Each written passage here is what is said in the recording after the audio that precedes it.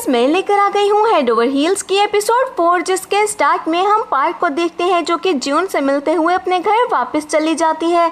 अब वो अपने क्लाइंट से यही बात पूछती है कि कभी किसी लड़के ने क्या तुम्हारा हाथ पकड़ा है तो मुझे बताओ कि कैसा फील होता है, क्या पेट में बटरफ्लाइज फील होती हैं। और दूसरी तरफ उसकी मदर उसकी बातें सुनकर बहुत ही ज़्यादा गुस्से में होती है और ग्रैनी उनको संभालते हुए बोलती हैं कि अपने गुस्से को कंट्रोल करें क्योंकि वो आपकी स्पिरिट डॉटर है, आप उसको कुछ भी नहीं कह सकती। जिसके बाद हम जियोन को देखते हैं जो कि आर्क्री कर रहा होता है और बार बार वो पार्क को ही याद करता है कि कैसे उसका हाथ पकड़ा था उसने। और फिर हमारा सीन शिफ्ट होता है सूहू पर, जो कि उस बच्चे को देखने के लिए जाती है फ्यूनरल हॉल में, जिसको फर्स्ट एपिसोड में उसकी वजह से ही मार दिया गया था। और फिर उस बच्चे की पिक्चर को देखते हुए वो एक इवल स्माइल देती है। कुछ टाइम के बाद पार्क की मदर उसे अपने साथ लेकर उसी जगह पर जाती है जहां पर वो गोस्ट से फाइट नहीं कर पाई थी। और पार्क बोलती है कि क्या आप गोस्ट की फेवर लेने के लिए आई हैं? तो उसकी मदर बोलती है बिल्कुल भी नहीं, बल्कि मैं कुछ ऐसा तरीका सोचने के लिए आई हूँ जिसकी वजह से गोस्ट यहाँ से चला जाए। पार्क बोलती है कि मैं जानती हूँ कि आप ज़रूर ये कर लेंगी क्योंकि आप बहुत ही ज़्यादा कूल हैं। तो उसकी मदर बोलती है कि अगर मैं कूल होती तो फर्स्ट टाइम में ही ये कर जाती। तो पार्क कहती है कि आप जानती हैं कि मैं अभी तक कैसे सक्सेसफुल हो पा रही हूँ, क्योंकि मैं हार नहीं मानना चाहती। जब सब बोलते हैं कि जून 21 दिनों में मर जाएगा तो मैं कहती हूँ कि 21 दिन में उसका मिसफॉर्च्यून ख़त्म हो जाएगा। मैं उसको हर हाल में बचाना चाहती हूँ और इसी ट्रेजेडी को आप भी यूज़ करें। दूसरी तरफ हम एक मीडिया पर्सन को देखते हैं जो कि कैमरा लाइव लेकर आता है वहां पर और बोलता है मुझे इस जगह के बारे में पुलिस ने बताया है और ये जगह हॉन्टेड है। और पार्क और उसकी मदर भी अंदर की तरफ बढ़ते हैं। अब क्या होने वाला है? क्या पार्क का चेहरा उस कैमरा में दिख जाएगा? पार्क की मदर उससे बोलती हैं कि कभी भी डर से भागने से आप जीत नहीं सकते हो, आपको उसका सामना करना पड़ता है और जून को बचाने के लिए तुम्हें भी अपने डर का सामना करना होगा। और पार्क बोलती है कि मैं समझ गई आप क्या कहना चाहती हैं। अब पार्क की मदर उस कैमरामैन और उसके साथी को वहां पर देख लेती है और उन्हें अंदर जाने से मना करती है, लेकिन वो पर्सन बोलता है कि आप अंदर जाएं, मैं देखना चाहता हूं कि क्या सच में यहाँ पर गोस्ट है या नहीं। तो पार्क की मदर बोलती है कि तुम लोग मर जाओगे, लेकिन वो दोनों नहीं सुनते। तो पार्क की मदर कहती है मुझे सिर्फ तुम्हारे पेरेंट्स का ख्याल है कि तुम्हारे मरने के बाद वो बच्चों की तरह रोएंगे, वरना तुम दोनों तो मर ही जाओ तो अच्छा है क्योंकि तुम्हें अपनी लाइफ की कोई कदर ही नहीं है। लेकिन अब भी वो नहीं सुनते तो पार्क स्वॉर्ड लेकर उन्हें डराना स्टार्ट कर देती है, जिसकी वजह से वो पार्क से डरते हुए वहां से भाग जाते हैं। और पार्क की मदर हंसते हुए कहती है तुमने उन्हें डरा दिया। और पार्क कहती है कि मुझे अंडर एस्टिमेट मत कीजिएगा। कुछ ही देर में पार्क और उसकी मदर वहां से चली जाती हैं और उस रिपोर्टर और उसके साथी को हम देखते हैं जो कि दोबारा से वहां पर आ जाते हैं और उस हॉल के अंदर इंटर कर जाते हैं और उस रिपोर्टर की बॉडी में वही गोश्त घुस जाता है, जिसके बाद वो अपने साथी की जान ले लेता है। नेक्स्ट मॉर्निंग हम पार्क को देखते हैं जो कि अपनी मदर की बातों को याद करते हुए एक लिप बाम एमुलेट बनाती है और फिर सोचती है कि इसे मैं जून को कैसे दूं। और फिर जून के पीछे चलते हुए सोचने लगती है कोई बहाना। इतने में जून बोलता है कि आज मौसम काफी प्यारा है, तो उसे एक आइडिया याद आता है और आगे बढ़ते हुए वो बोलती है कि तुम्हें अपनी स्किन का भी ख्याल रखना चाहिए और उसे मॉइस्चराइज रखना चाहिए, इसीलिए ये लिप बाम तुम ले लो। और इतने में बस आ जाती है और जल्दी से जाकर बस में बैठ जाती है और पूरे सफर यही सोचती है कि मैं कितना वियर्ड बिहेव कर रही हूँ, पता नहीं जून मेरे बारे में क्या सोच रहा होगा। और दूसरी तरफ जंग जून से बोलता है कि इसको हो क्या गया है, इतनी वियर्ड क्यों लग रही है ये। जून जैसे ही उसे टच करता है तो पार्क उसकी फिंगर पकड़ लेती है और फिर उसकी तरफ देखते हुए बोलती है मुझे लगा कि ये जंग होगा। तो जून बोलता है मैं भी बच्चा ही हूँ, तुमने मुझे क्यों इग्नोर कर दिया। और जंग सोचने लगता है कि आखिर इन दोनों को हो क्या गया है।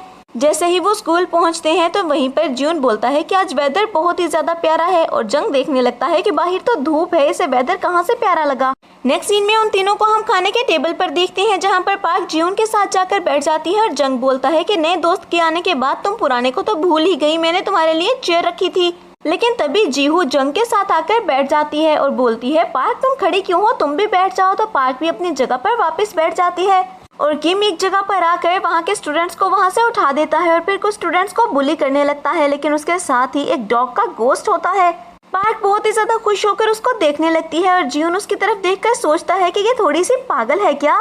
जिसके बाद हम पार्क को ग्राउंड में बैठा हुआ देखते हैं और वहीं से किम गुजरता है और उसके पीछे ही वही गोस्ट भी गुजरता है और पार्क फिर से उसे देखकर बोलती है क्यूट।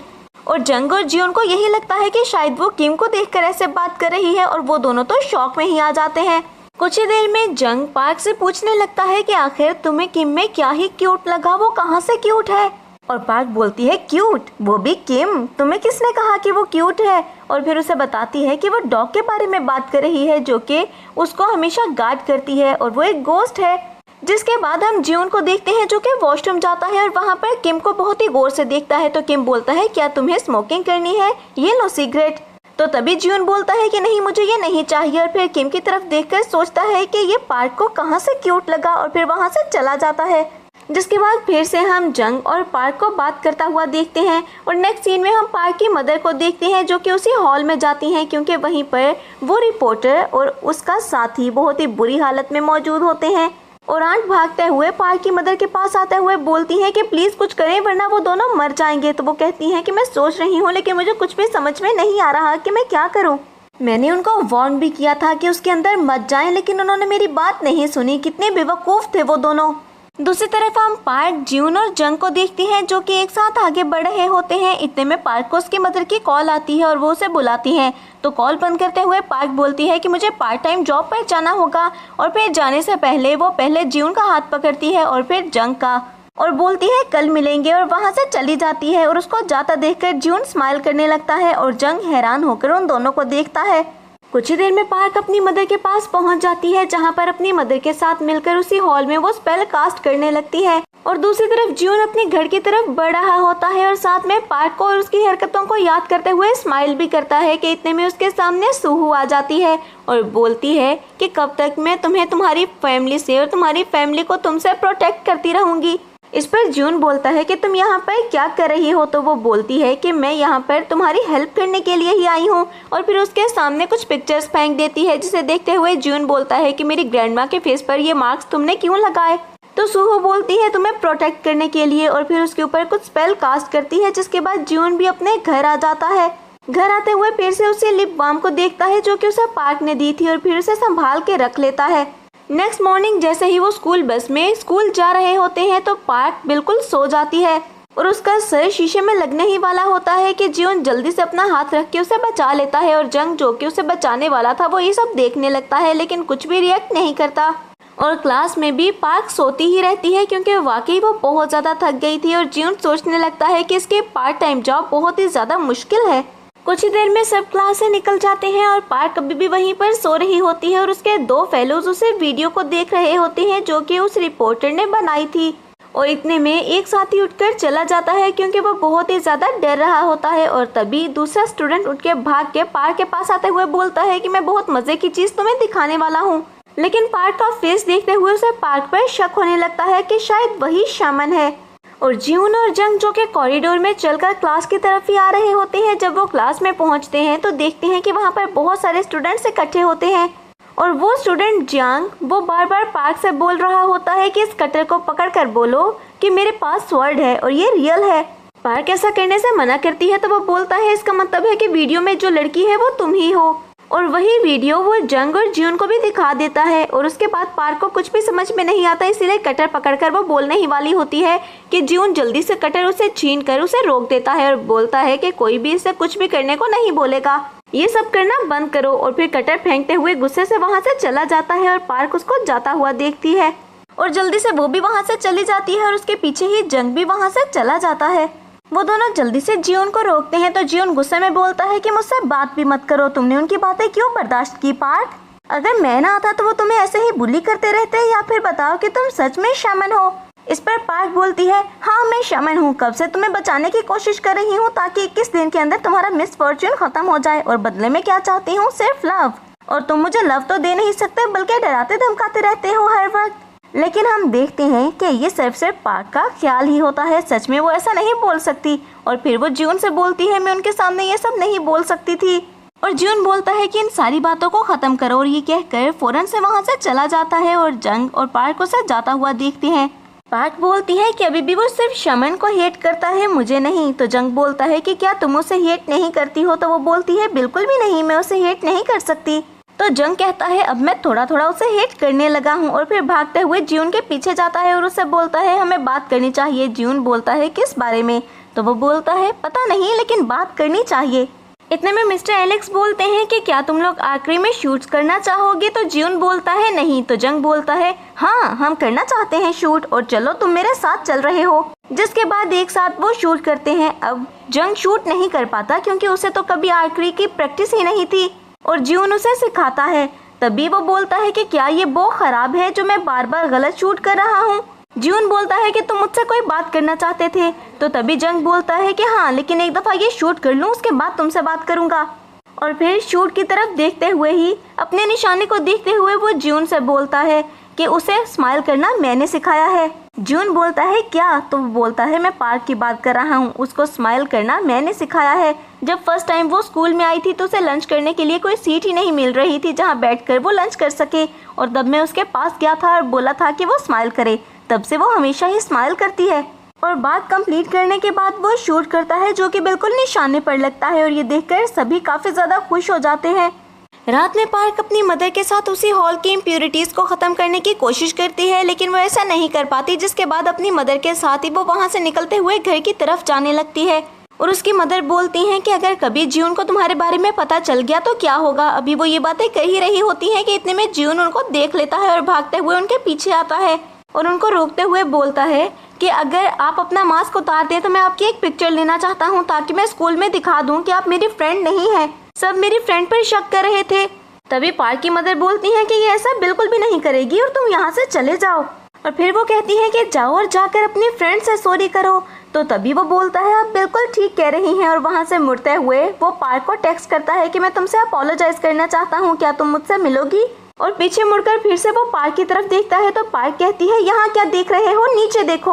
और ज्यून वहाँ से चला जाता है और रास्ते में पार्क रोते हुए बोलती है कि मुझे डर था कि वो मुझे पहचान ना ले, मैं उससे ऐसे बात नहीं करना चाहती थी। तो उसकी मदर उसके लिए शॉपिंग करती हैं और बोलती हैं तुम काफ़ी ज़्यादा प्यारी लग रही हो, और एक बात याद रखना, स्पाइडरमैन सिर्फ तब तक स्पाइडरमैन है जब तक वो अपने उस सूट को पहनता है, और सूट उतारने के बाद उसे कोई नहीं पहचानता। अब ज्यून तुम्हारा वेट कर रहा होगा, जाओ जल्दी से मिलो जाकर उससे। पार्क भागते हुए ज्यून से मिलने के लिए जाती है और ज्यून उसे अपोलोजाइज करता है और बोलता है मुझे तुमसे इतने गुस्से में बात नहीं करनी चाहिए थी। और वो अपोलोजाइज करते हुए बोलती है कि मुझे इतना लेट रिप्लाई नहीं करना चाहिए था। तो ज्यून बोलता है कोई बात नहीं, तुमने इतना भी लेट रिप्लाई नहीं किया। जिसके बाद उन दोनों को हम एक ही बेंच पर बैठा हुआ देखते हैं। पार्क चारों तरफ गोस्ट को देखती है और सोचती है कि डार्कनेस में गोस्ट एनर्जी ज़्यादा अट्रैक्ट होती है। और उसके बाद वो ज्यून से बोलती है कि मुझे अंधेरा बिल्कुल भी पसंद नहीं है, मैं तो लाइट्स ऑन करके सोती हूँ।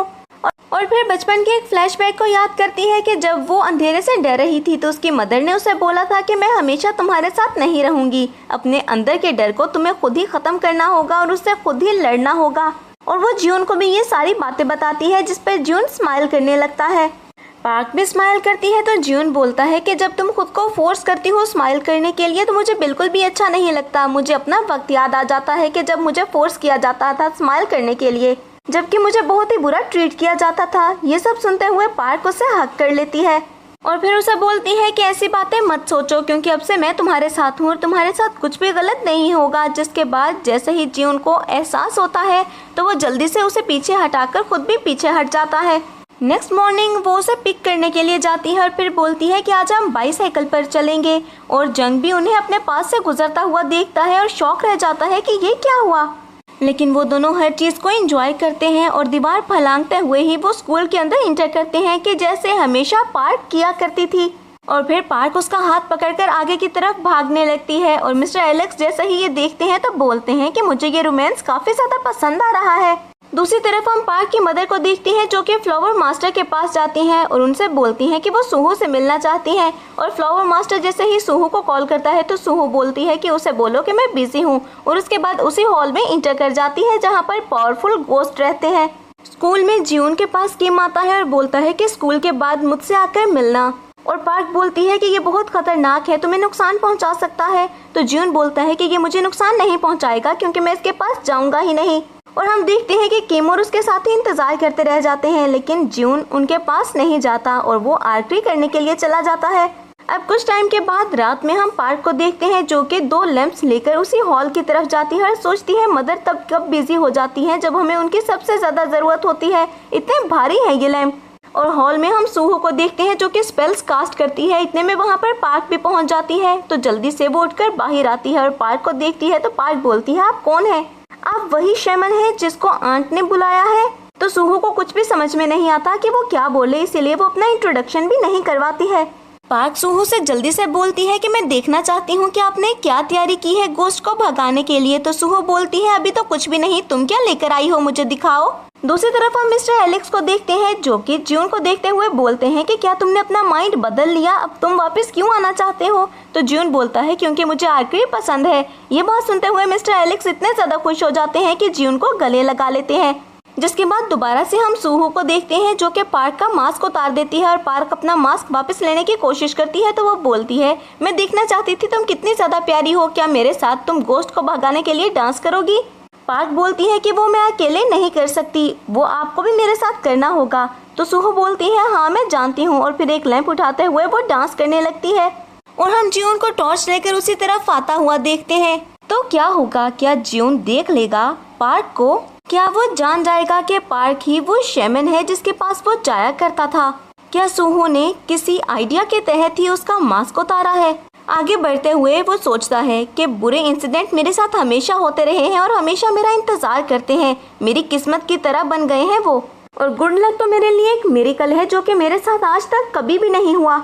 लेकिन मैं खुश रहना चाहता हूँ और एक दफा खुश होने का हक तो मुझे भी है। अब सूहो और पार्क अपना डांस एंड करती हैं कि इतने में वहाँ पर ज्यून भी पहुँच जाता है और बोलता है मुझे ऐसा लगता है कि खुशियाँ मेरे नसीब में लिखी ही नहीं गई और ये बिल्कुल इम्पॉसिबल है कि मुझे खुशियाँ मिल जाएं। अब क्या होने वाला है आगे? क्या पार्क को छोड़कर वो चला जाएगा?